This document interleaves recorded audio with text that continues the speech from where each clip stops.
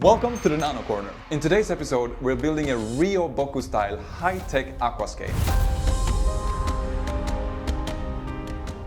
Ryoboku is Japanese for driftwood. In the previous episode, I tried to make this big piece of driftwood work, but it was just too big for the aquarium, so I had to modify it a bit. Now we have a main piece of driftwood and a bunch of secondary pieces to balance the scape. And the whole scape will sit on these mesh bags that I filled with Dennerle aqua soil, just so it doesn't spread out in the foreground and so we have some nutrients for the plants. And these are quarry stone, which has a sharp personality and fit the color scale nicely. And finally, to tie everything together, we have this brown sand.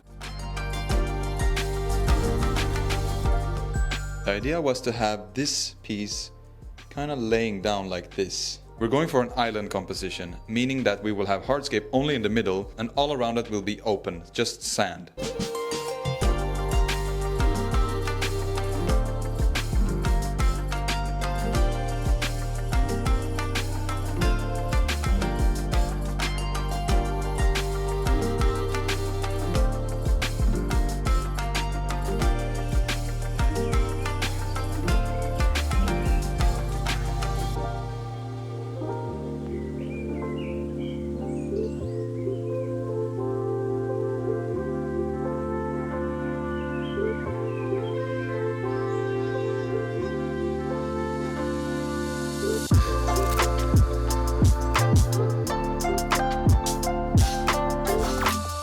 You're supposed to wait 24 hours before the silicone cures, but ain't nobody got time for that.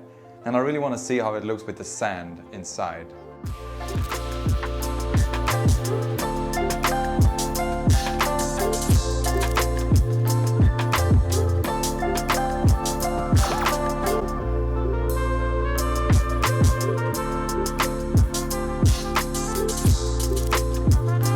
I always wanted to be an archaeologist when I was a kid. So one time at my 9th birthday, my father got me this clay brick and inside were dinosaur bones. And you got like a pick and a brush and you were supposed to find these dinosaur bones in this clay brick, and I just loved it.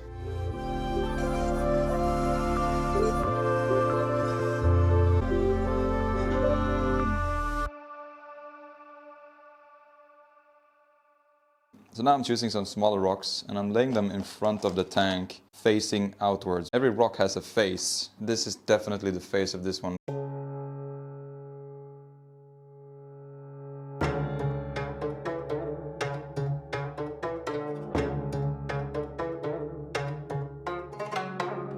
I went outside and I smashed some of the rocks. I now have these smaller pieces that I'm just gonna drop inside a bit here and there.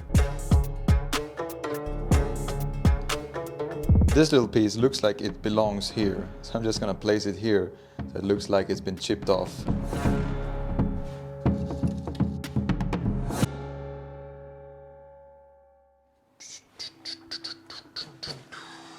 So it's now the next day, the glue has cured. I'm very excited because I've received a package from Poland from a company called Skylight, and they make high quality aquarium lights.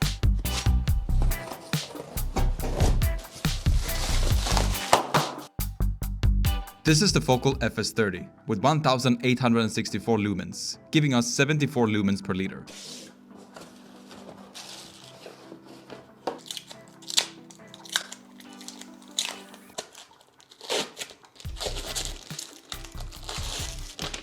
All you have to do is attach the legs, plug it in, whoa, that's very powerful, and program it in the app.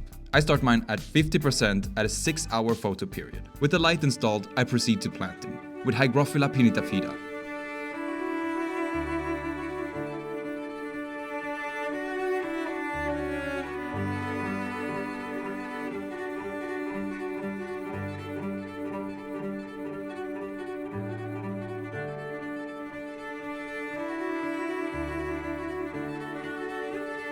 To contrast the red, I plant a wall of dwarf Sagittaria behind everything.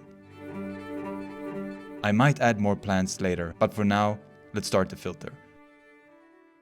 Highlight requires CO2. I'm using the new Pro Elite regulator from CO2 Art. The Pro Elite regulator can run up to 5 tanks simultaneously. In order to do that, you have to add manifold blocks. Remember to read the instructions carefully first to avoid disasters. Fill the bubble counter with water only. Anything else can risk clogging the system. Attach the tubing and measure how much you need. Cut the axis and attach it to the U-bend. To the other side of the U-bend, we can attach the I/O diffuser. And finally, the non-return valve. This makes sure that no water gets back to the system. To know how much CO2 to inject, I use a drop checker.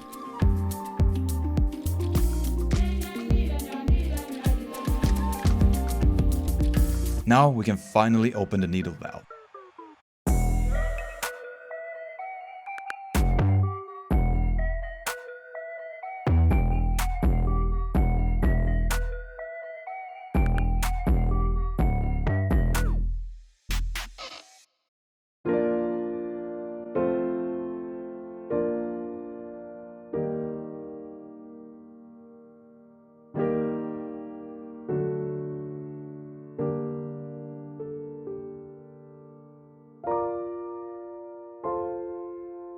Crystal red are my favorite shrimp. They were the first one I ever got, and the shrimp that truly got me hooked on aquascaping. I can't wait to watch them explore this tank and hopefully start breeding soon.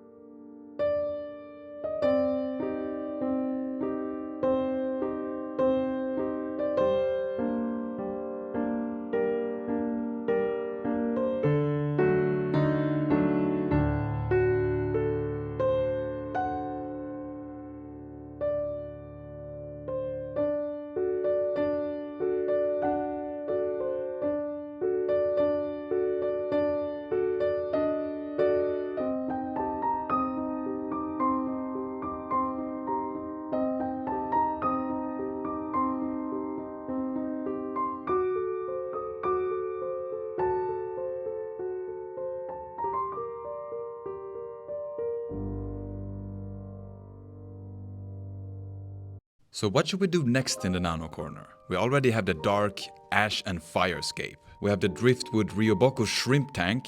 It would only make sense to make a betta tank under this poster, and perhaps an iwagumi to contrast everything. What do you think though?